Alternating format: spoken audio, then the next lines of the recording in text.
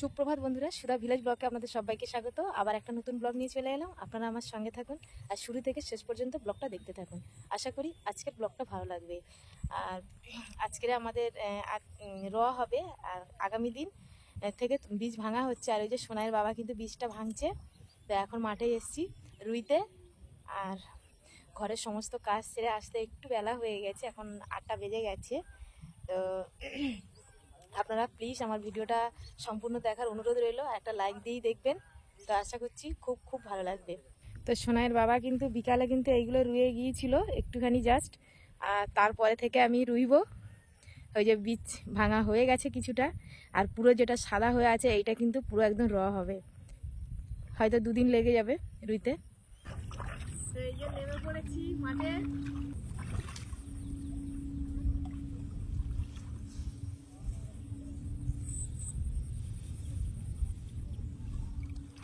আর কারা রুইবে চলে এসো।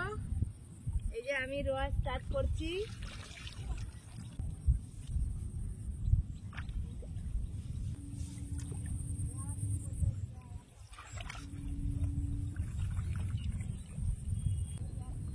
বড় বড় জোক আছে, কিন্তু জোকের ভয় আমি পাই না।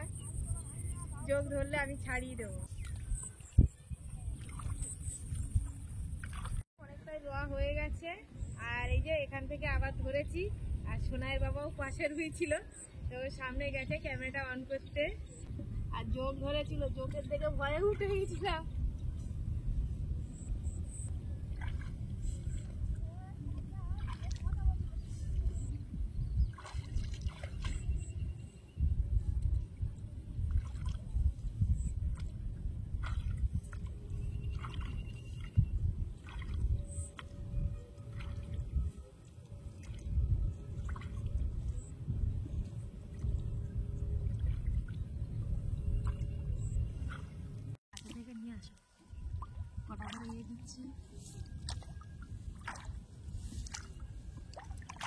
তো বন্ধুরা দেখুন কতটা করে জল, বর্ষায় তো অনেকটাই জল জমে গেছে, তাও অনেক কষ্ট করে রুইতে হচ্ছে।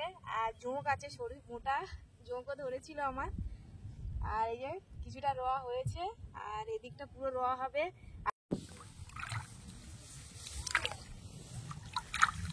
তো বন্ধুরা কেমন রোয়াটা হচ্ছে নিশ্চয়ই তোমরা কমেন্টে একটু জানাবে।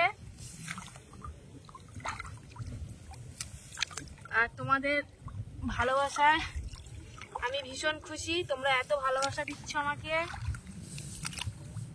এইভাবেই আমাকে ভালোবাসা দাও, আশীর্বাদ করো যাতে আমি এগিয়ে যেতে পারি। আর বৃষ্টি নামে মনে হয়, দেখো ওয়েদারটা কিন্তু অন্ধকার করে আছে।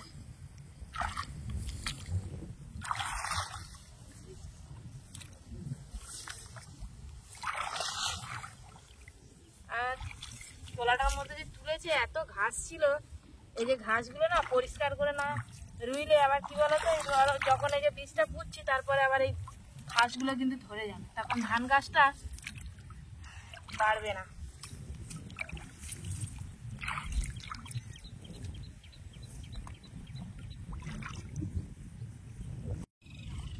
তো অনেকটাই রোয়া হয়ে গেছে, এবার বিকালে আসবো, কিছুটা রুইবো। আর এবার বাড়িতে যাচ্ছি, পান্তা খাবো। এখন জাস্ট 9:30 কি 10টা বাজে, 10টা বাজে মনে হচ্ছে। আর এই যে দেখুন গাঁটি কচু গাছটা দেখুন, কত গাছ।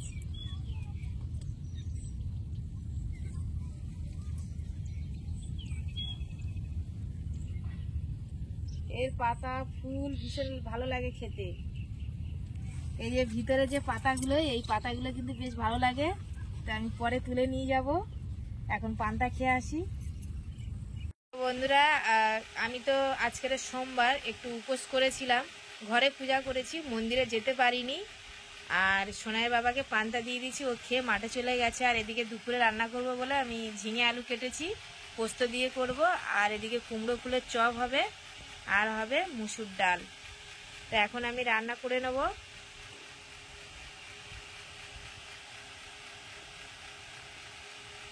তো এই যে আমার রান্না হয়ে গেছে, কুমড়ো ফুলের চপ বানিয়ে নিয়েছি। আর এদিকে এই যে মুসুর ডাল, আর এদিকে বানিয়েছি এই যে ঝিঙে আলু দিয়ে পোস্ত দিয়ে রান্না করে নিয়েছি। তো এখন আমরা সবাই খেয়ে নেবো। তো দুপুরে খেয়ে আবার মাঠে চলে এসেছি, আর এই যে সোনাই চলে এসেছে আমার সঙ্গে। ও বলে মা একা একা ভালো লাগে না, আর তোমাদের দাদা ভাই কিন্তু খাচ্ছে, দেখো গরম গরম ভাত এনেছি, খেতে বসেছে। আর এখন 2:30 বেজে গেছে, আর কতটা রোয়া হয়েছে তোমাদের দেখাই। তো এই যে দেখো একদম ওই যে কচু গাছ দেখা যাচ্ছে, কচু গাছের মাথায় থেকে এই যে রুই রুয়ে এসছি, ওইটা থেকে এই যে এতটা রোয়া হয়েছে। এই যে দেখো বীজতলা কিন্তু ভাসছে, ওই এতটা পর্যন্ত রোয়া হয়েছে, আর ওই যে ফাঁকা আছে ওখান থেকে আবার রুইবো। আর এখনো কতটা জায়গা বাকি আছে দেখো রুইতে। এই যে পুরো ফাঁকাটা যেটা, এইটা আমাদের অনেকটা এখন বাকি আছে। তো আজকে দেখি বিকাল পর্যন্ত কতটা মারতে পারি, মেরে চলে যাব।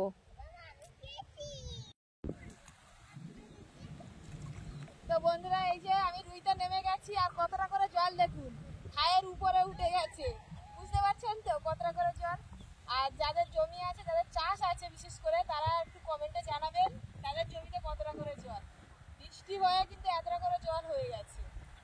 আর বীজতলাটা দেখছেন কত বড়, এরকম বড় না হলে কিন্তু আমাদের এই খালাতে একদম ঠাই পাবে না। তো এই যে রুচি কেমন লাগছে দেখুন,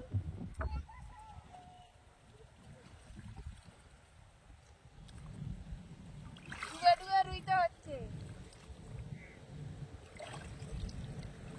আর আপনারা আমার এইভাবে পাশে থাকবেন, আমাকে ভালোবাসা দেবেন আর আশীর্বাদ করবেন যাতে আমি এগিয়ে যেতে পারি। বন্ধুরা রোয়া হয়ে গেছে এই যে, আর আমি উঠে এসেছি আগে, আর এই যে সোনার বাবা আসছে। তো এবার সব ঘরে চলে যাব।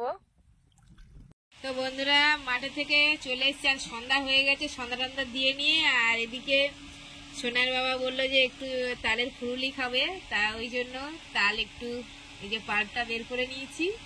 আর এদিকে নিয়েছি এই যে চিনি গুঁড়ো করে নিয়েছি মিক্সারে, আর এদিকে ময়দা নিয়েছি, আর এটা গোবিন্দভোগ চাল। তো একসাথে সব মিশিয়ে নেবো, আর স্বাদ মতো একটু লবণ দিয়ে দেবো, একসঙ্গে দিয়ে দেবো, দিয়ে একসঙ্গে মিশিয়ে নেবো। তো এই যে সব একসঙ্গে আমি মিশিয়ে নেবো, আর এই যে চিনিটা দিয়ে দিলাম। আর নারকেল আছে ঘরে বন্ধুরা, নারকেলটা করার ঠিক টাইম হয়নি, ওই জন্য নারকেলটা দিতে পারলাম না। আর একটু স্বাদ মতো লবণ দিয়ে দেবো, দিয়ে এবার একসঙ্গে ভালো করে মাখিয়ে নেবো।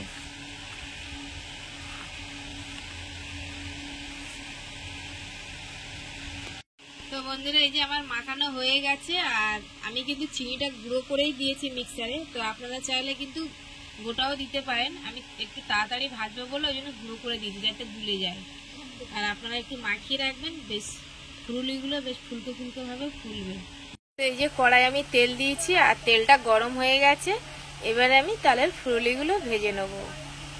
এই যে তাল ফুলুলিগুলো বানিয়ে নিচ্ছি, আর আমার বর বানাচ্ছে, ও ভীষণ কিন্তু ভালো বানাতে পারে। তো বললো আমি একটু ভেজে দিই, তাই ওই জন্য ও ভাজছে। দেখুন এই যে তালের ফুলুলিগুলো কি সুন্দর ভাজা হয়ে গেছে, এবার নামিয়ে নেব, আর এইভাবে বাকি ফুলুরিগুলো ভেজে নেব। তো এই যে তালের ফুলুরিগুলো আমার সব বানানো হয়ে গেছে, আর আমরা কয়েকটা কিন্তু গরম গরম খেয়েছি, বেশ ভালোই লেগেছে। আর তালের ফুলুরি কিন্তু বন্ধুরা দেখবেন একটু বাসি খাবেন, বেশ ভালো লাগে খেতে, আর অনেক দিন কিন্তু থাকে, বেশ সপ্তাহখানেক যদি আপনি রেখে দেন বেশ ভালোই থাকে কিন্তু। আর কি সুন্দর নরম হয়েছে বেশ। তো এখন এগুলো রেখে দেবো, সকালে খাবো। তো সকালবেলা তালের ফুলুরিগুলো বেশ খেয়েছি, আর বাসি খেতে তো ভীষণ মজা।